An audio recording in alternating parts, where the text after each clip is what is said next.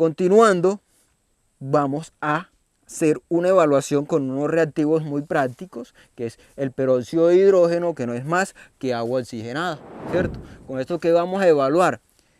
Cantidad de carbono orgánico que logra generar combustión, es decir, que se quema al momento de yo aplicar agua oxigenada al suelo. Esto me permite a mí poder categorizar si la reacción es fuerte, ligera, no hay. Entonces, en ese sentido me da a mí un grado o me da una característica de si tengo o no tengo materia orgánica. Es solo eso, no me permite a mí medir cuánto de materia orgánica hay. Entonces, se hace la aplicación del peróxido de hidrógeno y se observa si se genera alguna reacción. ¿Qué reacción me debe generar esto? Cuando tengo mucho carbono orgánico, me genera o me emite humo, me bota humo, ¿cierto? En otros casos genera una efervescencia. Y también se escucha, al acercarse al oído, se escucha esa efervescencia.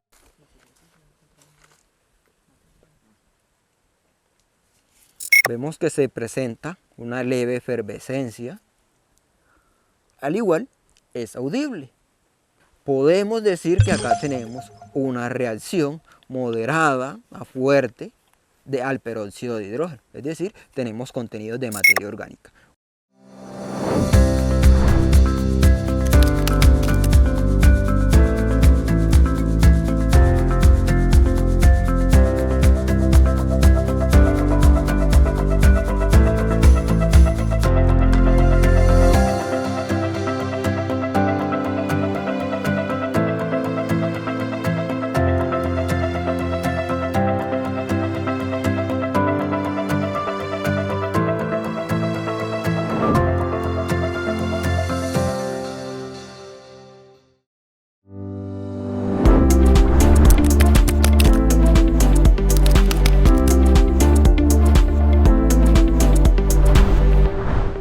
Ahora, vamos a evaluar esa resistencia con este equipo que es un penetrómetro de bolsillo.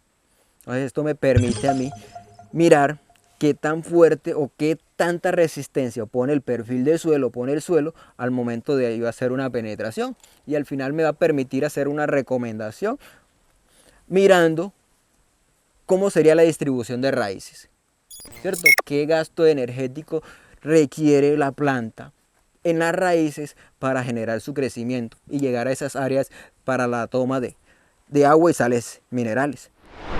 Cabe mencionar que la evaluación con el penetrómetro de bolsillo, bajo las características que tenemos acá, no nos va a dar un dato preciso. ¿Por qué? Porque este suelo, al ser de una textura gruesa, me va a permitir una mayor pérdida de agua, ¿cierto? Y en la zona o en la finca, el registro de precipitación me indica que la última precipitación fue alrededor de hace 5 a 8 días. Entonces, se ha presentado una mayor pérdida de humedad del suelo y eso me permite tener una capa mucho más dura que al momento de evaluarla con el equipo me va a dar una resistencia mayor. Ideal hacer la evaluación bajo capacidad de campo, es decir, que yo tenga una proporción de humedad alrededor del 35%. Este equipo viene calibrado y tiene unas marquillas que me permiten identificar en dónde voy a tomar yo la medida, ¿cierto? Para este caso, ya todos estos equipos, hay varios modelos, vienen con esta marquilla que hay acá. En la medida que le entra y llega esta marquilla, este aro plástico que está acá se va moviendo y me va indicando cuánto es el valor.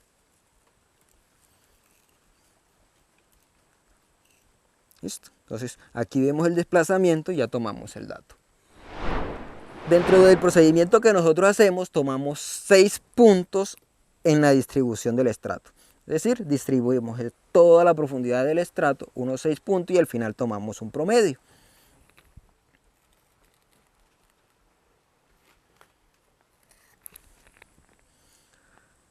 $2.5 y así continuamos con todos los demás puntos. Vamos a identificar qué cantidad o qué volúmenes de raíces tenemos en ese primer estrato. Si vemos en este primer estrato, en los primeros 17 centímetros, tenemos raíces desde gruesas hasta muy finas. Una distribución de raíces, puedo hablar de una distribución normal de raíces, no que genere una acumulación de raíces o que se limite el crecimiento en ese primer estrato. Listo. Además, la textura que hay en ese primer estrato me genera una buena aireación y una buena distribución de raíces. No presenta como tal una limitante física.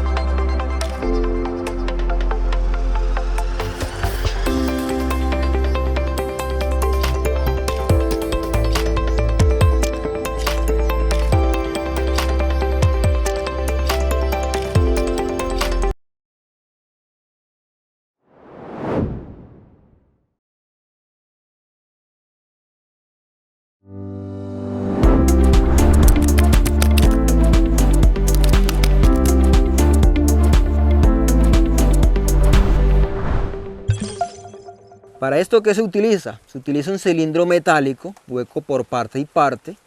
Entonces, esta evaluación se conoce como el método de evaluación de densidad aparente por medio de un volumen conocido. Entonces, es un método que se utiliza, se hace un muestreo en campo, se pesa la muestra, se lleva a un horno por 72 horas a 120, 115 grados centígrados, se vuelve a pesar y con el volumen del cilindro que ya tenemos y la diferencia de masa podemos determinar la densidad que tenemos. Al igual podemos evaluar la cantidad de humedad que hay.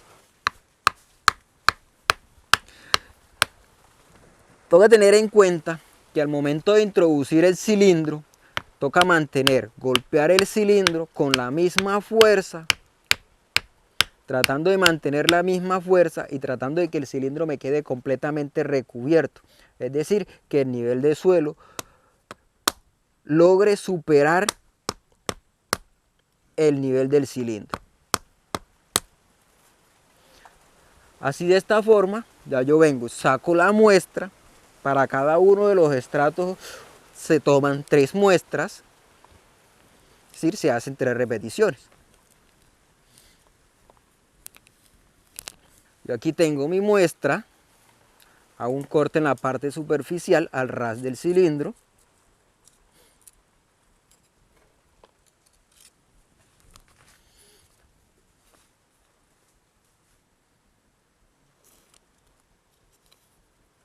Pongo una etiqueta que me permita no perder el volumen de suelo que yo tengo y que al igual me vaya a permitir poder identificar de dónde estoy sacando la muestra, ¿cierto? De qué estrato, de qué finca.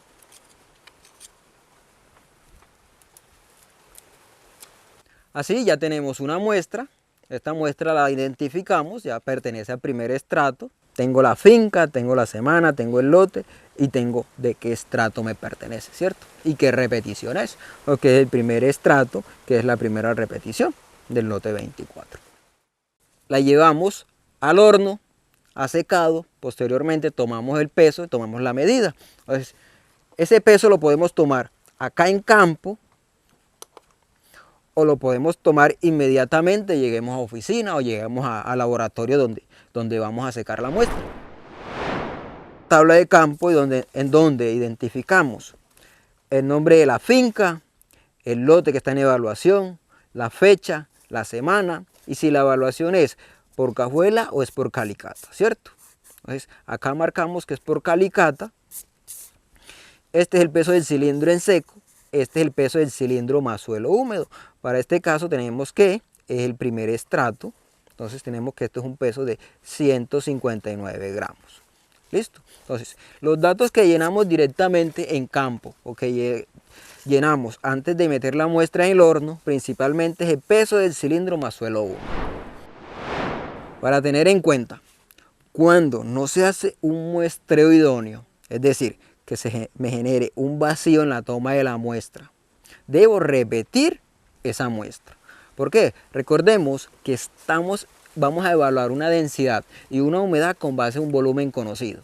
Y el volumen conocido es el volumen del cilindro, ¿cierto? Es un volumen estandarizado que yo tengo, que cada profesional es autónomo de utilizar el volumen que considere para la muestra. Entonces, si no completo el volumen, yo puedo estar desestimando o sobreestimando ese parámetro que voy a evaluar.